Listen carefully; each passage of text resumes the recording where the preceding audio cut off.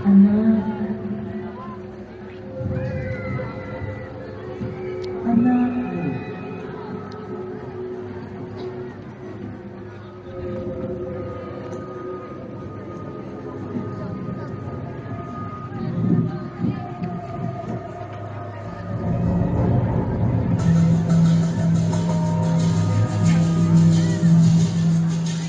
Anak.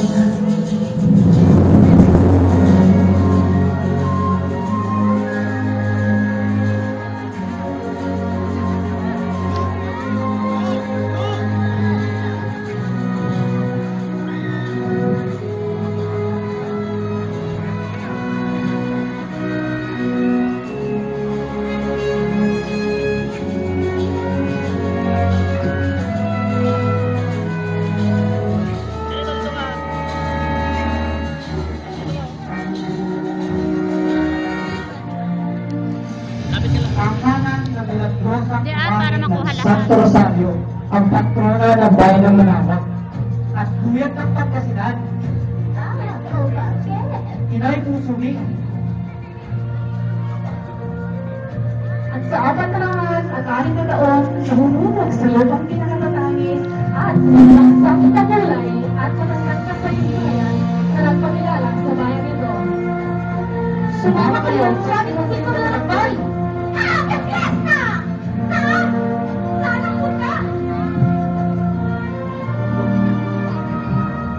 Isang muling pagkilala sa ating mga sarili bilang isang Manamageno at bilang isang Pangasinense. Bilang ang Pangasinense.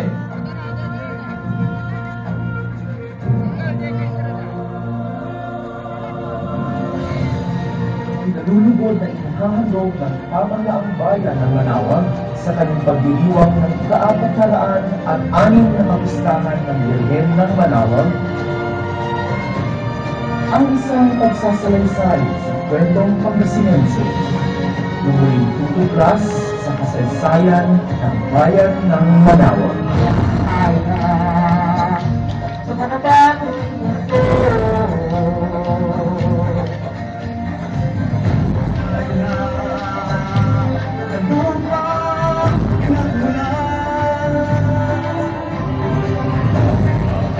Layo ka.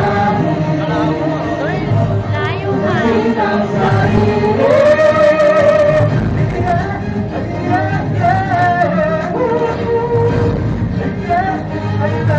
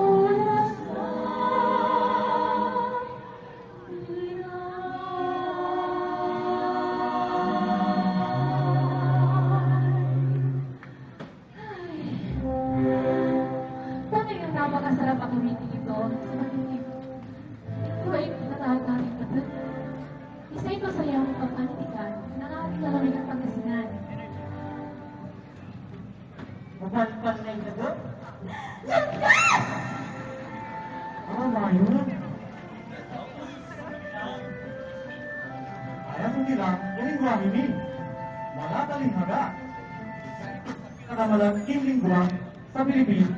At isa sa pinakamahirap matutunan at sa konteksto ng aming manatigang, managaling, ngunit banal na pananalita, masasalamin dito ang makulay at mayaman na kasaysayan ng aming mga Pangasinense.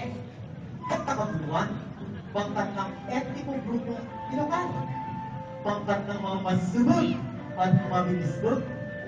Ano-ano pa kaya ang pagkakakilanlan ng ating pagiging anak bangka? Wala na atang mas may tutumbas na pagkakayanan sa ating probinsya, kundi ang bayang pinagagalingan ng asin at iba pang malat na pagkain tulad ng hinaing na bangos, inasim at agamang. Titikito sa mga atraksyon pangturista tulad ng Hundred Islands ng Alabinos, ang puting parola ng Bulinaw, at ang tinarayang simbahan ng Kalasyaw at iba pa. Aman, ang Pangasinan, tulad ng ibang lugar sa Pilipinas ay may mayamang kasaysayan at paninikan. Bagamat nakilalang probinsya sa taglay nitong yaman at ganda, ay dapat rin makilala sa masigit na matanda nitong katangian ang pagiging agrikultural nito ng tamang lupain sa pinakapuso ng lalawigan. Ang Pangasinan ay may matandang katawagan na may kinalaman sa lupain nito. Ito ang kabuluan o ang tawag sa lugar na tinutubuan ng makapal at magagandang klase ng kawayan. Ito ang bolo. Samantala, ang Pangasinan naman ay katawagan sa dalampasigang bahagi ng lalawigan, kung saan nahamo ang asin. Pangasinan! Mayaman ang panitigang ito na nakaukit sa mga pamilipin, naratibo, sa lawikain at tugtong na may kinalaman sa lupa o kalim. At pinag-alakan na rito ng marami pagtalinghaga at salaysay. Kaya't kung ngayon ito ay ating piniwang ang kasaganaan ng Pangasinan at ang tagumpay ng kanyang anak banwa. Anak banwa! Tama, anak banwa! Isa itong pre-colonial na natawagang Pangasinan na maaaring tumutuloy sa ating pagkakakilanlan bilang mga Pangasinense.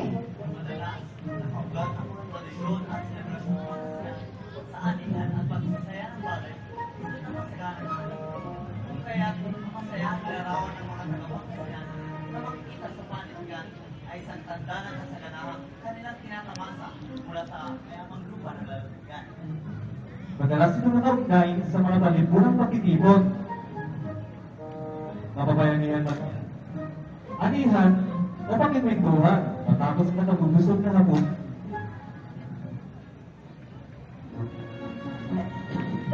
Sekretaryo! Parang Matan si Elvis Sokol. Singa impakas ng Yalasog! Parang tikoy ka sa lupa. Ito ay mga halimbawa ng mga oral at ng mga nasusulat lang ang panitikan. Ang wika at pananalinghaga ay umiinom sa pagsasakonsepto ng mga taga-Pangasinan sa kanilang kapaligiran na siya ring paliwanag sa malaking ugnayan ng wika at kaisipan sa uri ng kapaligiran o kalikasan mayroon isang partikular na grupong etniko. Kung kaya sa may nasyon pa lamang ng mga taga-Pangasinan, magmumong pala ang pagkakatali ng karamihan sa mga matalinghaga. Kaugnay, ang yaman ng lupa. Kanina lamang na pag-usapan natin ang yaman ng ating lingwahe.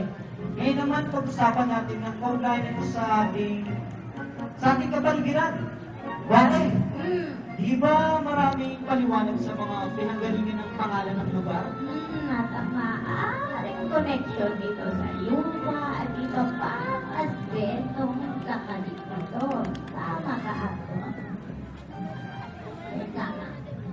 Tulad na lamang ng bayan ng Osorovio. Doon pala. Ang Poso ay mula sa terminal ng Espanyol sa Balot. At ang Rubio naman ay sa Pulang Lupa.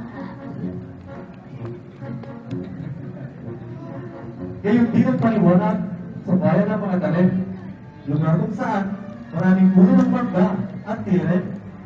Sa lugar na ito nakilala ang isang uri raw ng sinigang na gumagamit ng mangga at tiram bilang papaasim upang lutuin ang isang uri ng kisig-kisig o alumahan. Ang Bulinaw naman ay lugar ng maraming alaw. Isang uri ng halaman na kadalasan pinakikitaan ng babae na madalas ang isilong sa malalapad nitong dahon. Naman ang kinarulan. Ang lugar kung saan nagtayo ng bakot ang mga tao. At ang matundang pangalan ng San Carlos Kapinalatuan ay ang lugar kung saan yung bago ang balakot o munggo. May isang natatanging kwentong nagpasalin-salin na, hindi lamang sa mga dila ng alakbanuan ng Pangasinan, ngunit pati na rin sa mga dayurong langit. Ito ang kwentong nagpakilala sa isang bayan. Sa uliran na birhen niya magtatawag. Sa kwento,